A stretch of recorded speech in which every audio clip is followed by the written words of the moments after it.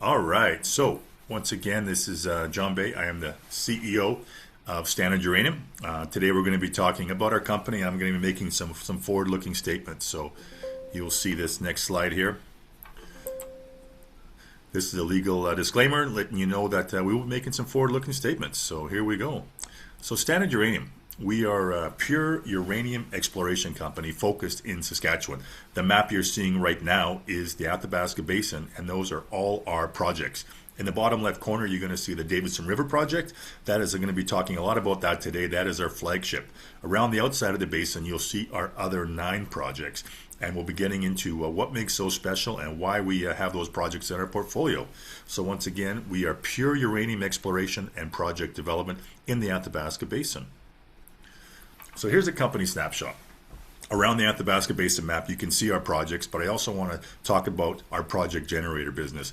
We started this company as pure exploration in 2017 around our flagship Davidson River, and then we proceeded to take the company public in 2020, and we added another 10 projects after that. At the same time, we developed our in-house team of geologists led by Sean Hillacre, who is based in Saskatoon and leads our technical team. There's a few key things I want you to be aware of, our short-term catalysts. We have 2 projects, our Corvo and Rochas, that we just finished wrapping up drill programs are. Assays are pending. We expect to have those back in the next 2 months. So watch for those. News releases went out a few weeks ago announcing those programs had completed. The third catalyst is our Davidson River project. We begin to drill that project in about 3 weeks, the first week of June. We have been building toward this moment for several years, and I'm going to get into what's exciting about the Davidson River project and why we're so excited about that. The next few slides, I'm going to talk more about the macro case for uranium and where we are headed in the nuclear fuel cycle and what's happening in the nuclear space.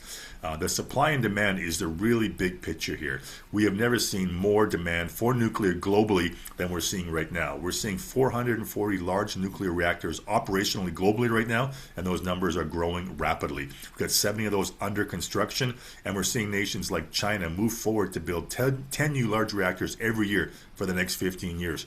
India has also announced they're going to, do 10x of their current nuclear scale, and we've got countries like the U.S. who said they want to quadruple where they are in the nuclear space. They currently have 94 large nuclear reactors, largest in the world, and they want to quadruple that. And that's just the large reactors.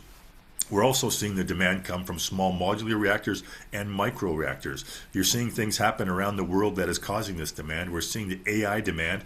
Data centers being built globally, and those data centers want to run on baseload power.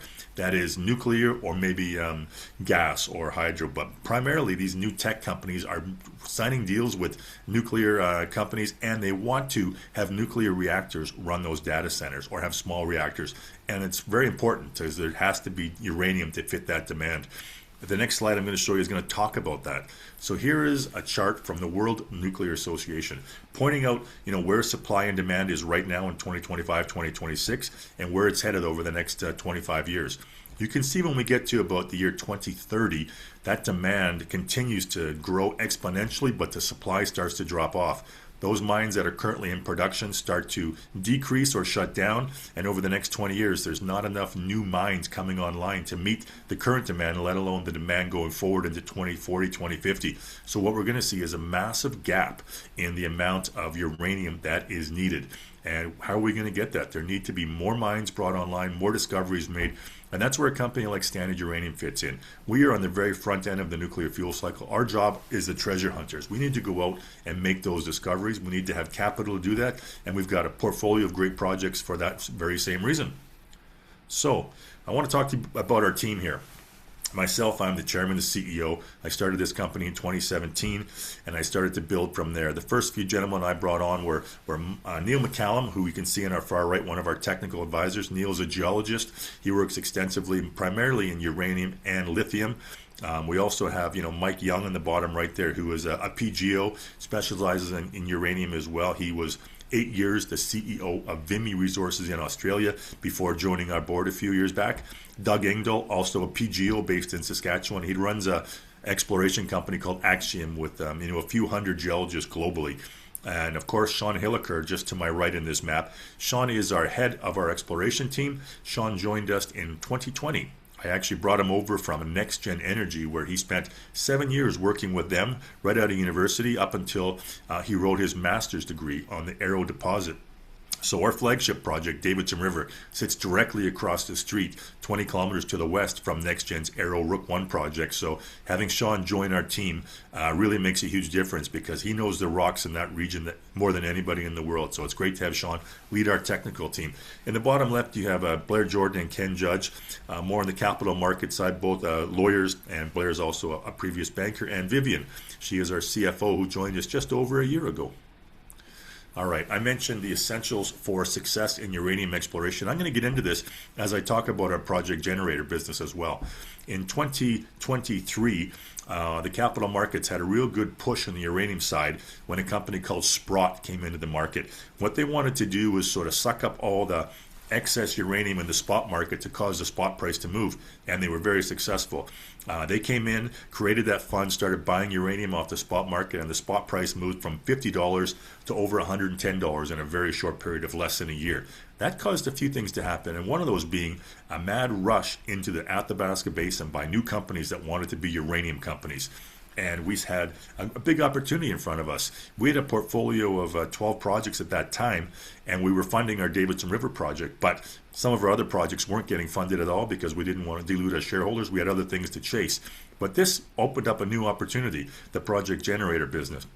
So what we decided to do was move some of those projects up for a JV opportunity. And what we typically do is we sign a 3-year earn-in deal with our JV partners. So we will stake a project. We will spend 2 years actually advancing that project, doing geological work, geophysical work, and getting it drill ready. We will sign the First Nations agreements on those projects.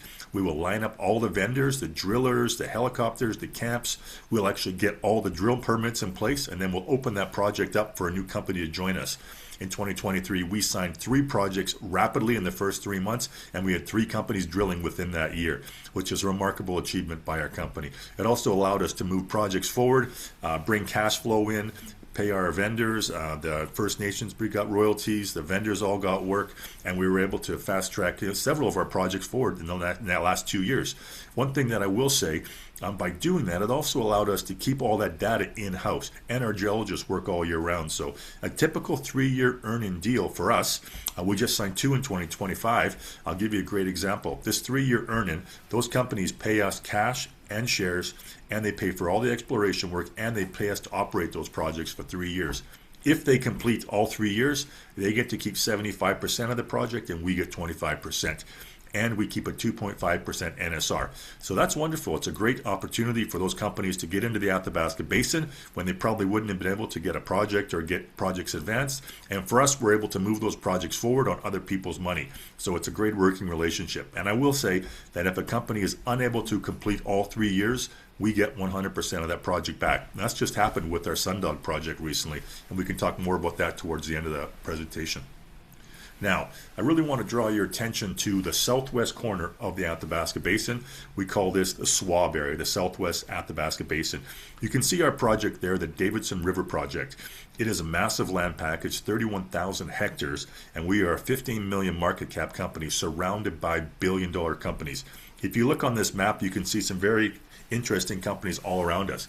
Directly to our south is Orano, the French national company. They're a $30 billion company. To our north, you'll see Cameco, a $71 billion company. NexGen, a $12 billion company. F3 now, a small company of maybe $150 million. Denison, $5 billion. Paladin, $5 billion. And what's really important here is to notice that massive land package of Davidson River and the neighbors all around us. You can also see on this map 2 purple stars. The first one is the Triple R deposit. That was discovered by Fission Uranium back in 2012, and that really started the whole staking rush in this whole region of the Southwest. Followed up right after that by NexGen Energy's Arrow deposit, which was discovered in 2013 when our geologist Sean Hillacre was there. Now for us, the main goal of Standard Uranium is to make a discovery like one of those 2 on our Davidson River project.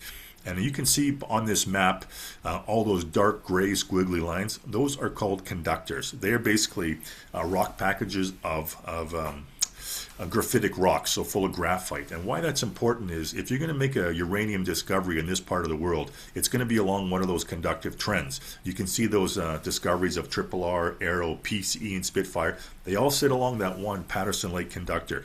And our theory was those same conductors run right through our Davidson River project.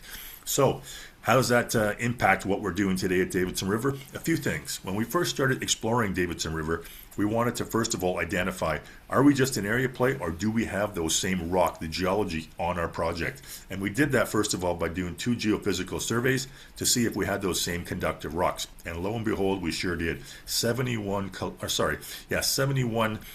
kilometers of conductive corridors. You can see 4 main trends there, each have about 12 kilometers each, or maybe a bit longer than that even. So it's pretty interesting to see those conductors on our project, and that's only the first phase. So once we had those conductors, we next had to figure out, do we have any way to vector in where we're going to drill in those conductors? So we started looking for things like offsets and breaks where uranium could potentially drop out and make a deposit.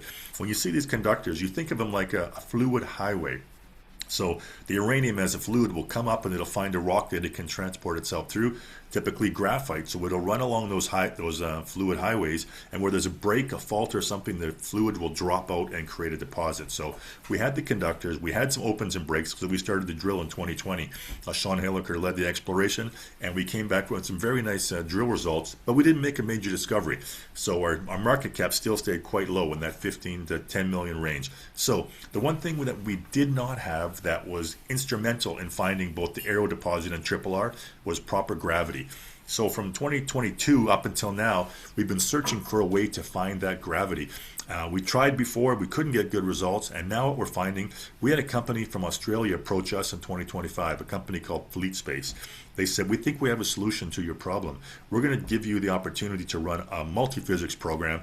It's a combination of a couple types of passive seismic plus gravity, and we believe that allow you to pull off the overburden and get a good proper gravity on your project. They said, look, we want to pay for it. We want to come in, we want to do the survey, and we'll take shares and we'll run that program for you. So lo and behold, that was 2025. We let them do the survey, and the results were spectacular. So on this map, you can see those green zones on the Davidson River map on the right. Those are the zones that Fleet Space ran their programs.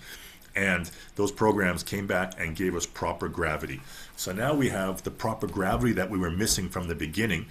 And what we were looking for in that gravity is some gravity lows. I mentioned uranium running through those graphitic areas. When it runs through, it can turn those graphites into like a clay. And the clay shows up beautifully as a gravity low, a nice blue color. So let me show you what those gravity maps look like. On this map to my right, you can see those blue spots on the map. Those are the gravity lows. Where those gravity lows line up with those red conductors, those make great drill targets. On this map, you can see previous drill holes we've done, those green and blue dots, and those are the areas we're going back to drill again this summer. Now, once we announced to the market that we had proper gravity, we went out and raised some capital last fall. The market was excited that we were going back to our flagship Davidson River, so we raised enough capital last year to announce a drill program on Davidson River for this summer. Time is ticking, and we are getting very close to that date, and we announced a 5,000 meter drill program. One of the things that has been very apparent to us and to our shareholders, this project deserves more than 5,000 meters of drilling. So we've been asked to raise some more capital and expand the size of this drill program, and that's what we're doing right now. We would like to see 10,000 plus meters on this drill program, so stay tuned as we may launch on a new financing in the immediate future.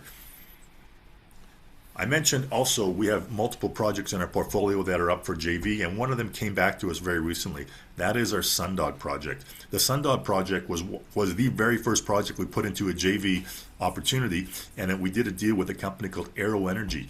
They were very excited with us. They worked on this project for 2 years, funded all the exploration for 2 years.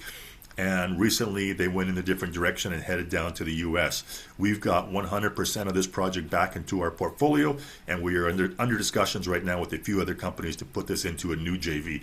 This project is very unique. It has uranium at surface in great amounts. So look at, you can see this map. There are a few showings here. A 12.39% on Johnston Island, another 17% near Spring Dome, and 9.5% near Stewart Island. So those are world-class, remarkable showings. So we are very confident another company is going to be very excited to take this project on and move it forward as well. I also mentioned some other projects that we currently did drill programs on. This is a map of the eastern side of the Athabasca Basin, and you can see our Corvo and our Rochas project. Those two projects just recently completed JV earn-in deals in 2025, and we moved quickly into drill programs, and we just finished drilling both Corvo and Rochas in the last month. We put out news saying those programs are over and assays are pending. So stay tuned for news coming back from those assays, and also watch for those two companies and those projects to get moved into year 2 of their programs. And I'm going to take you right to our last slide here, our corporate information. This slide will show you that we currently have a share price between 10 and 12 cents. We have 140 million shares outstanding, fully diluted at 198. We are trading on both the TSX Venture, the OTC, and in Frankfurt Exchange. I happen to be in Switzerland right now presenting to a number of investors. Was in Frankfurt yesterday, so it's exciting to see our European investors get involved in this raise right now as well. I will say that our volume was pretty good right up until the end of January when Mr. Trump invaded Iran, and that really caused a shock to the investors, and they've really been risk off. So our volume has come down the last few months, and many of our peers' share prices have come down as well. But we're holding strong in that 10 to 12 cent range, and as we prepare for our drilling of Davidson River starting in a few weeks, we anticipate we're going to get great volume again and new shareholders joining along with us. So that is the end of my presentation, and I will open it up now to questions and bring Lindsay back in to ask me some questions as well. I mean, Jon, this is like record time here. So well done. I wish that we actually had like a trophy for really great presentations. I mean, I wasn't here for all the ones prior, but I'm telling you, like, take a bow. That was great. Lindsay, I've been doing these nonstop for quite a while now, including about 4 or 5 earlier today, and all for the last few weeks. So I've got this dialed in. I remember seeing you in London too, and that was, you were go even then. So yeah, and that seemed like a million years ago, but it was a few days ago. It was. Okay, so there are a few questions. Now, investors, they do hear a lot about drill programs and catalysts, but internally, what is the conversation your team's having right now that the market may not fully appreciate yet about where the uranium cycle is actually headed over the next 3 to 5 years? Yeah, that's a great question, and that's a question that I hear a lot from on our roadshows. People really want to know about the macro side of the business as well. I can say, going back to that slide from the World Nuclear Association, we were looking at the outlook of where the uranium and nuclear demand is and where the output is coming, the supply, and the numbers just don't line up. That supply-demand balance is so far off. There needs to be more uranium coming in to incentivize some of the mines to come back online, or to bring new mines into production. So look, we're seeing a spot price around $84, $85 right now. It's been pretty flat for several months. It jumped up to over $100 in January and came back down when things got a little nasty geopolitically. But we are seeing that demand still growing and growing. So the investors I speak to, the fund managers, the other CEOs, we all anticipate the world nuclear demand is going to continue to grow at a rapid rate. People want to have energy security in their own country. We're seeing new demand from new countries wanting to get into nuclear, and we're seeing the ability to build that out across the world is happening as well. So new nuclear is coming. More uranium needs to be found, and companies like Standard need to make those discoveries. That's a great answer. Now, let's flip over, because you have spent years in capital markets and you've seen multiple commodity cycles up close. My gosh, have you? So when you look at Standard Uranium today, what do you think investors are misunderstanding most about the company's long-term strategy and positioning? I think it's it's easy when you run a junior exploration company. The biggest thing that sort of holds you back always is having enough capital to explore your projects. We started this company in 2017, went public in 2020, and it's been a grind. There were several years in the uranium space where money was not available. So we found a way to advance the company through the project generator business. We continued to push our projects forward, especially Davidson River, finding ways to go back. And I can tell you right now that Davidson River has never looked better. The geophysical work we got back from our fleet space partner really gets our geologists excited. The opportunity now for investors to learn about us at a market cap of 15 million is a remarkable time to get to know the company as we go back and start drilling Davidson once again. Yeah. So, let's talk about the community just a little bit here. Tell us about the community you're in, how you're involving them in your projects. And, do they have a seat at the table? Or are they, just on the labor side? Tell us a little bit about that. Yeah, so I'll start with Saskatchewan as a whole. So there are many First Nations around the province of Saskatchewan. Our flagship project sits in the southwest corner, and our primary partners are the Clearwater River Dene Nation. I'll talk about them the most in a few seconds, but if you go up to the north on the eastern side, we work with the group called the Athabasca, and they are a governing body that looks after about 7 different nations. And on the southeast side, we work with the English River First Nation as well as some Métis. So there's different groups you can get involved with on different projects, and as your projects get more advanced, you advance those agreements. So I'm proud to say that we've been working with our First Nations partners from the very beginning. The Clearwater River Dene Nation under Chief Clark, they are good friends of ours.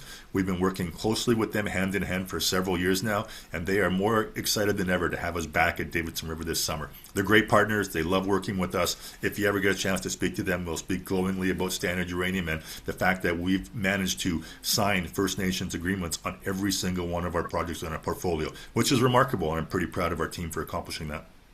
Absolutely. Saskatchewan, if those the investors or the audience that doesn't know a lot about Saskatchewan, it's cold for one. Winter lasts from January to January, but it is very, very rich in resources. And you're right, there are so many different communities there that are, they know about the mining, but they're not fully aware of what that looks like. Give us a little bit more history on Saskatchewan, because I'm sure I'm missing a whole bunch here. Well, Saskatchewan is a great province to work in. It has great support from the provincial government led by Scott Moe. They are very, very hard on pushing business forward and pushing mining forward. It's a big part of their GDP. The First Nations that we work with in Saskatchewan are pro-mining as well. They want to see these projects advance. They want to see opportunities for the people. They want to see money coming in to advance their communities and really help them grow their communities. So it's really interesting that we're a small fish in this region right now with NexGen Energy right beside us, who has just been given their federal permits to build a mine and a mill. Construction starts this summer, and they're going to be, within 3 years, that mine will be operational, and that'll be hundreds of millions of dollars coming back to the First Nations in those communities as they produce, dozens of millions of pounds of uranium per year. So it's really a huge impact on those communities and the province of Saskatchewan getting these uranium mines into production.